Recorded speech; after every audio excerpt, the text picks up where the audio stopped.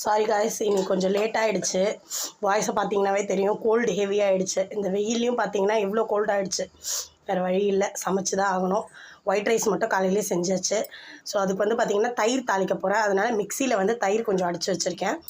இந்த தயிர் தாளிப்புக்கு வந்து பார்த்திங்கன்னா கொஞ்சோண்டு சீரகம், ஒரு 3 காஞ்ச மிளகாய், குண்டு மிளகாய், 2 பல் பூண்டு எடுத்திருக்கேன். இதை நல்லா மிக்சியில் கொஞ்சோண்டு தண்ணி ஊற்றி கொஞ்சம் மையாக அரைச்சிக்கோங்க, சரிங்களா?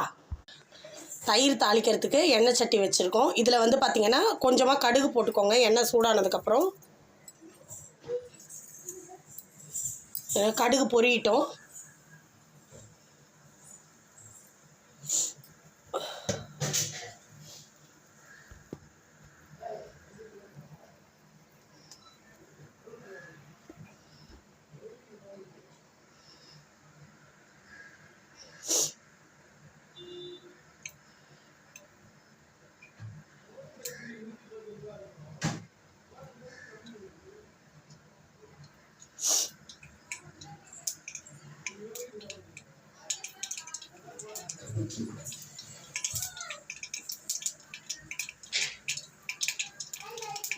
கடுகு பொரியுது. இந்த ஸ்டேஜில் கருவேப்பிலை போட்டுக்கோங்க.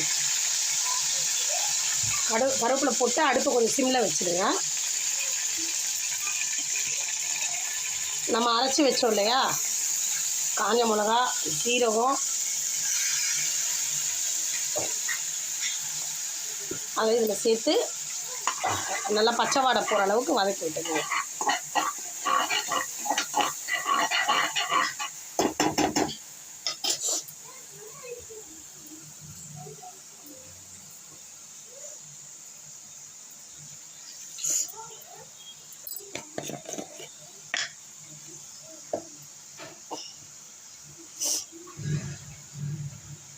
இப்போ இதில் தேவைக்கேற்ப உப்பு சேர்த்துக்கோங்க. இப்போ அடுப்பை கொஞ்சம் கூட்டி வச்சுருக்கேன்.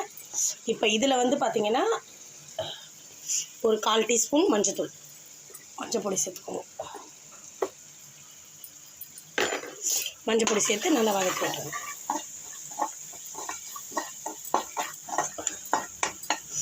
அவ்வளோதான், இப்போ நல்லா வதங்கிருச்சு. இப்போ இந்த ஸ்டேஜில் அடுப்பை வந்து ஆஃப் பண்ணிவிடுங்க. ஆஃப் பண்ணிவிட்டு நம்ம தயிர் அடித்து வச்சுருக்கோம் இல்லையா மிக்சியில், அதை இதில் மிக்ஸ் பண்ணிக்கோங்க.